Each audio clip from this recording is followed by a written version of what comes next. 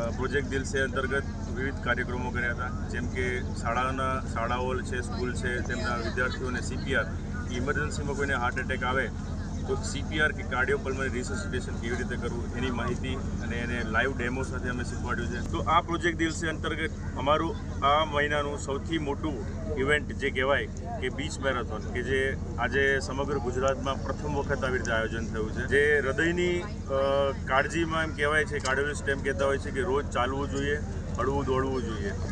તો આ અવેરનેસ બધામાં ફેલાય કે રોજ થોડું હળવી કસરત થાય, બધું થાય તો હૃદયની એક સ્વાસ્થ્ય જળવાઈ રહે. તો એ અંતર્ગત અમે આ બીચ મેરેથોનનું આયોજન કર્યું હતું, જેમાં કચ્છ મિત્રના સહયોગથી અમે આખા કેમ્પેનનું પ્લાનિંગ કર્યું હતું. પણ આ દરિયા કિનારે આખી મોજ જ આખી અલગ છે. હું સાયકલનો મેકેનિક છું, આશાપુરા સાયકલ ભુજ, આ ગેરવાળી બાઇસિકલ સ્પેશિયલિસ્ટ.